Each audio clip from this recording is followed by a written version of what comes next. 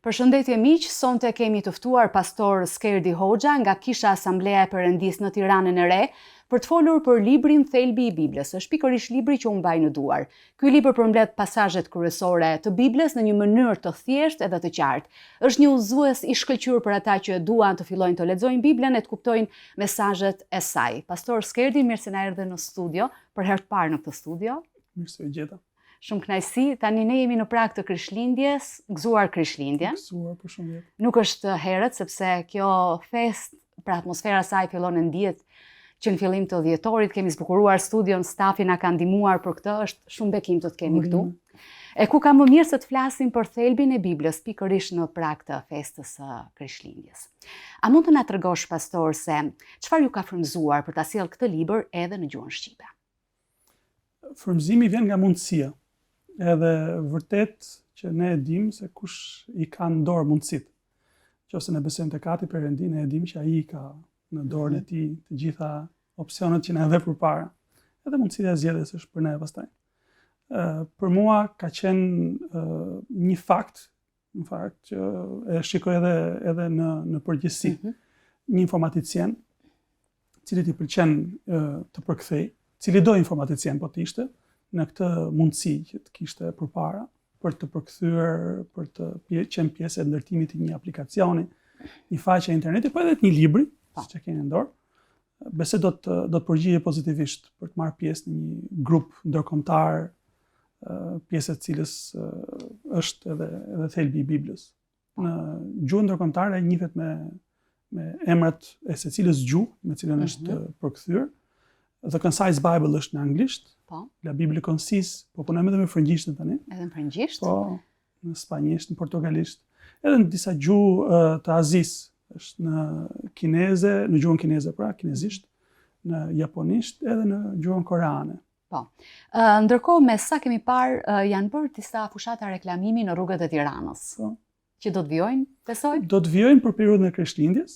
Jemi duke përgatitur një video që do shfaqet në ledet në për gjithë Tiranën. Pa, në për rrugë të ndryshme. Në për rrugë të ndryshme të Tiranës, që në mënyrë që njerëzit mund të kenë mundësi pastaj mbrapa që ta marrin qoftë në mënyrë digjitale, siç thash, me aplikacionet, me faqet e internetit, po edhe për të na kontaktuar neve për të marrë librin.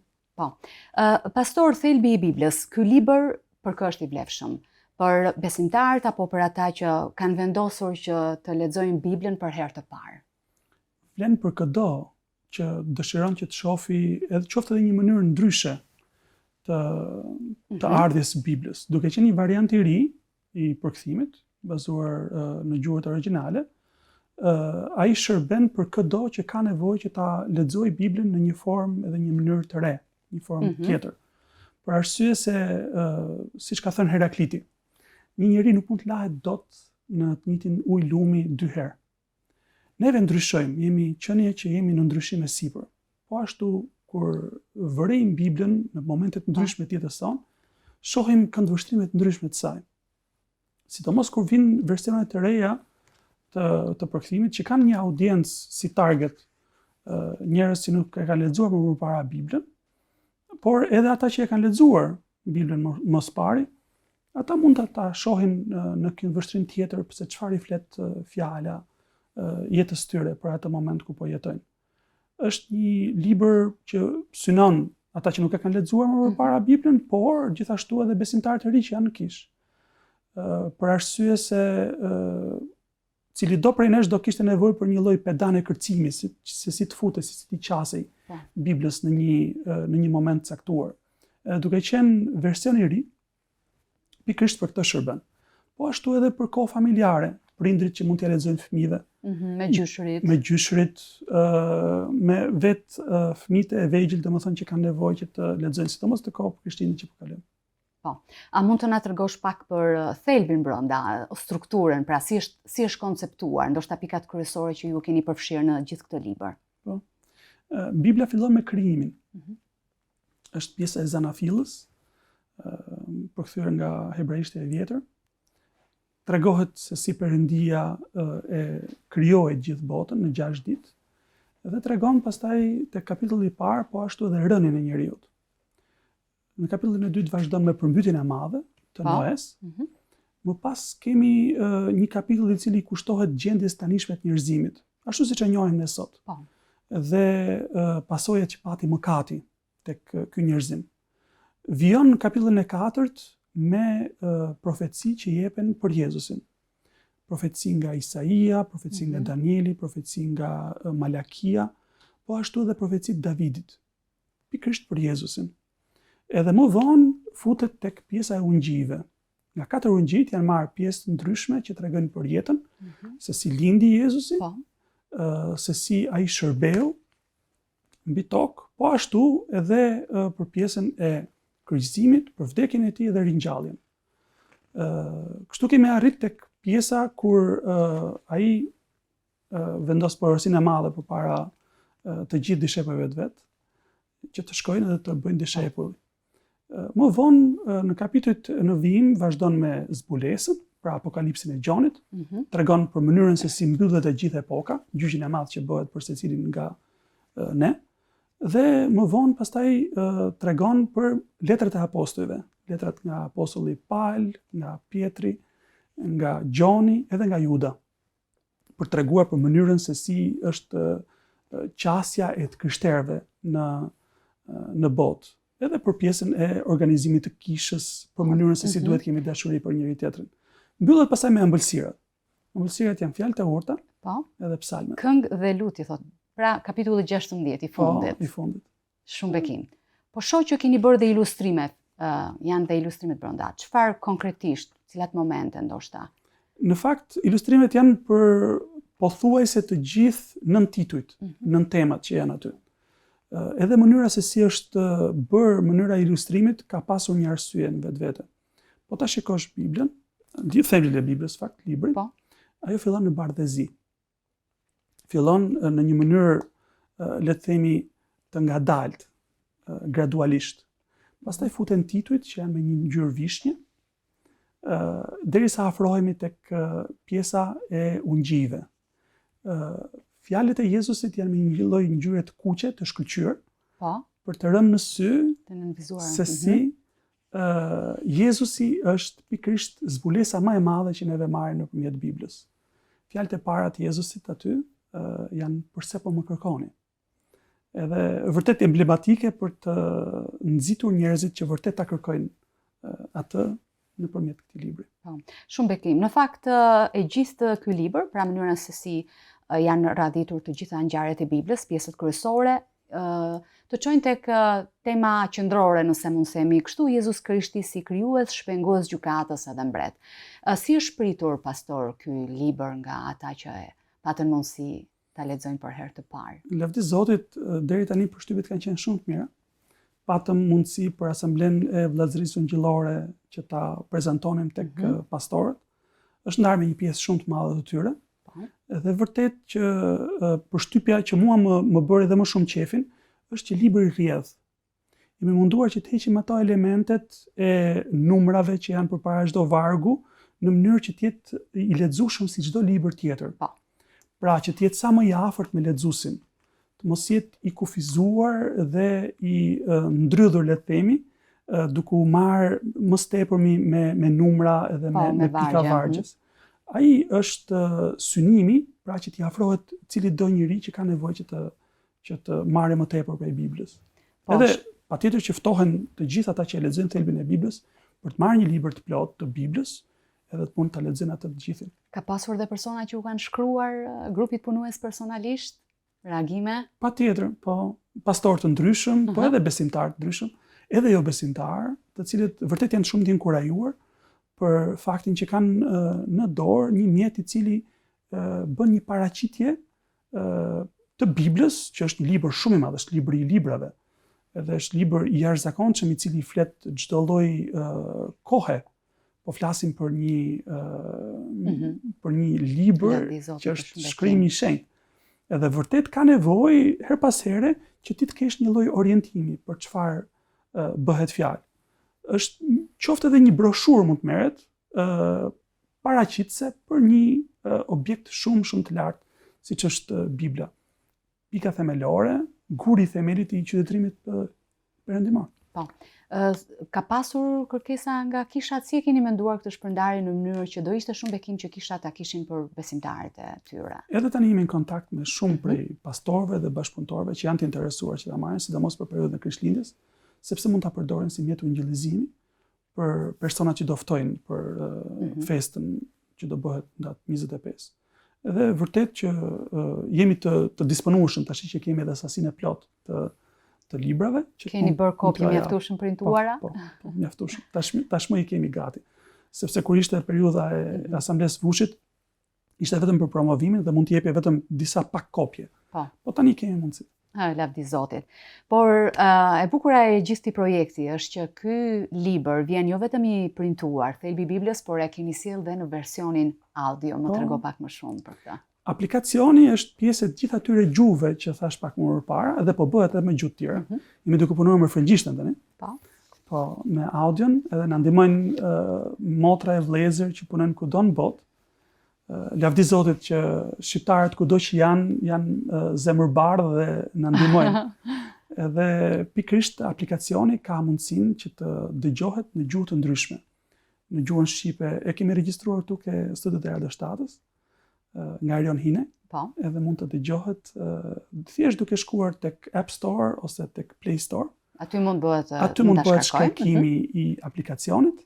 Dhe mundet që të përzgjedhësh gjuhën pastaj mbrapa, çfarë gjuhë ta duash ta dëgjosh. Me ato që thash pak më parë me radhë gjithë gjuhët e kryesore të botës, po punojmë edhe me gjuhë që janë më pak të njohura dhe kanë më pak persona.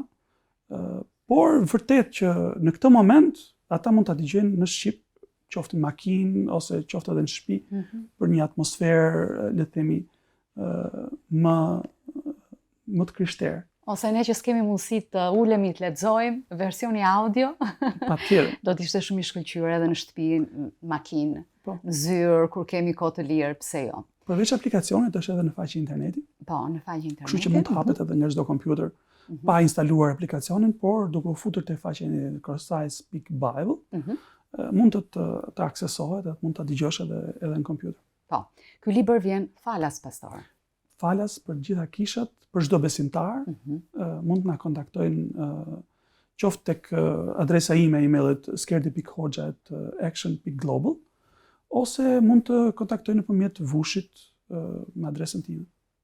Pastor, personalisht, çfarë këshille do të kishe ti për gjithë ata besimtarë që duan të nisin të lexojnë Biblën për herë të parë? Çfarë do t'u thoja? Cili do prej nesh, kur shikon se ka diçka e cila është më e madhe se vetja, vendoset në pozitën e një nxënësi. Tani duke qenë se unë kam qejf çik për kthimin, fjala nxënës në shqip është shumë e bukur. Se do të thotë një person i cili bën hapësirë brenda vetes që të nxjerrë diçka. Pra qëndrimi ynë me botën është pikërisht i tillë. Neve duhet të jemi persona të cilët i lëm hapësirë diçka e cila është më e madhe se sa ne dhe i afrohet asaj për të marrë prej saj. Besoj se kur i afrohemi Biblës, pikërisht këtë lloj qëndrimi duhet kemi.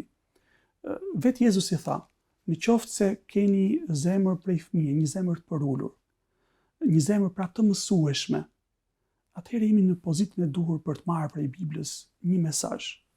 Dhe jo vetëm për ta lexuar një herë, ose jo vetëm për ta vendosur në një vend të shtëpisë si një relike ose si një hajmali.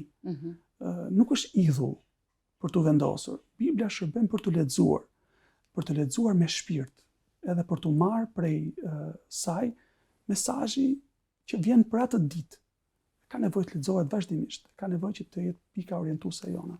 Një busull për jetën tonë. Një busull për jetën tonë, e the shumë bukur. Pastor, duke qenë se je marrë dhe me përkthimin së bashku me skuadrën e punës, është bërë përkthimi nga origjinali në çfarë gjuhë? Bibla origjinale është në hebraisht, në aramaisht edhe në greqishtën e lashtë. Nga secila prej këtyre gjuhëve është ajo që keni në dorë. Sa kohë desh, pastor, për ta sjellë në gjuhën shqipe? Flas me përkthimin me gjithë kohën që mori. Te kopertina është e shkruar 6% e vargjeve, 100% e fuqisë fjalës. Duke qenë se është më pak se sa e gjitha, neve na zgjati rreth 2 vjet punë që u soll në këtë formë. Shumë persona kanë punuar me të. Falenderoj të gjithë secilin prej atyre. S'po i përmend emrat, po Zoti i di emrat e tyre. Edhe Zoti i bekoj me bekimet më të mira, qoftë për ata, qoftë për familjen e tyre, për çfarë lloj kontributi që kanë dhënë. Po, dhe ne i përshëndesim dhe i falenderojmë vërtet. Lutë Zot. Për këtë variant thelbi i Biblës në gjuhën shqipe, është shumë bekim, pastor. Ndërkohë do të pyesja pak pse është e rëndësishme, pastor, që ne ta lexojmë Biblën jo si një libër zakonshëm, që e lexojmë një herë dhe e lëm diku aty, por ta lexojmë çdo ditë. Bibla vërtet që është një libër nga më të lexuarit në botë. Përveç faktit që është një libër i cili përmban fakte shkencore, por nuk është libër shkencor. Është e mbushur me fakte historike, por nuk është një libër historik. Me fakte gjeografike, por nuk është një libër gjeografik. Është një libër që i flet shpirtit. Dhe vërtet që sot unë besoj që kombi shqiptar ka nevojë për mjete të tilla që t'i flasin pikërisht shpirtit të tyre. Neve, e kam thënë dhe diku tjetër, kemi pasur fatin e jashtëzakonshëm që në këtë tokë të ketë shkelur këmba e misionarëve të parë. Pali ka qenë këtu, e përmend vetë letra drejtuar romakëve, që ka qenë deri në liri. Dhe kemi pasur këtu kodikët. Por paradoksalja është që vetëm shumë pak kohë më përpara, neve kemi pasur në gjuhën tonë, në gjuhën shqipe, Biblën. Dhe akoma më tepër kemi nevojë që ta lexojmë atë, jo vetëm që ta kemi, jo vetëm që ta mbajmë, siç thash pak më parë, nëpër bibliotekat tona, si një mjet magjik i cili na bën mirë që ta kemi aty, ose ta vëmë ke kruskoti makinës se na mbron nga rreziqet e rrugëve. Në vërtetësinë e vet, Bibla është për t'u lexuar dhe për t'u marrë direkt me çështjet tona shpirtërore, për të marrë një zbulesë nga Zoti në shpirtrat tanë, për atë që është botë kuptimi ynë sot. Kemi shumë çështje në shoqërinë shqiptare që kanë nevojë për t'u orientuar. Kemi nevojë për vlerat e të drejtës, vlerat e të duhurës, vlerat e të pastrës dhe të shenjtës. Edhe Bibla është mjeti që na drejton e na udhëzon për këto gjëra. Po, pastor, doja të ndaleshim pak tek 2 momente tuaja personale, ndërsa keni punuar për përkthimin e thelbit të Biblës. Si ka qenë për ty emocionalisht kur ti përkthen Biblën nga origjinali dhe ulesh dhe e mendon dhe i rikthesh asaj gjëje? Dhe përpos kësaj, sa bekim ka qenë kjo fjalë shkruar në jetën tënde, në gjithë këto vite besim? Është jashtëzakonshme të mendosh se si një person i cili ka shkruar ndoshta edhe mijëra vjet më përpara, edhe nëpërmjet asaj që ai ka shkruar, Perëndia është duke të drejtuar, duke të folur ty. Në një intervistë më përpara e kam përmendur mënyrën se si Zoti më ka marrë për dorë në mënyrë figurative edhe më ka sjell në këtë pikë ku jam unë sot, por ka qenë duke kujdes për çdo haptimin. Unë besoj se secili nga ne, çdo kush prej nesh, siç e thash pak më përpara, cili do informaticien që ka qejf për përkthimin, që të merret me diçka, mund ta kishte marrë këtë si mundësi. Nuk e besoj se një besimtar do i thonte jo, që të bënte pjesë e diçka që mund të ndihmojë të tjerët. Në të njëjtën formë, kur ulesh edhe shef se si Perëndia të flet nëpërmjet një ëndre, me një varg në një libër që ti nuk e ke lexuar më përpara. Unë s'e kisha lexuar atë varg që më udhëzoi Zoti, nuk e dija fare që ekzistonte.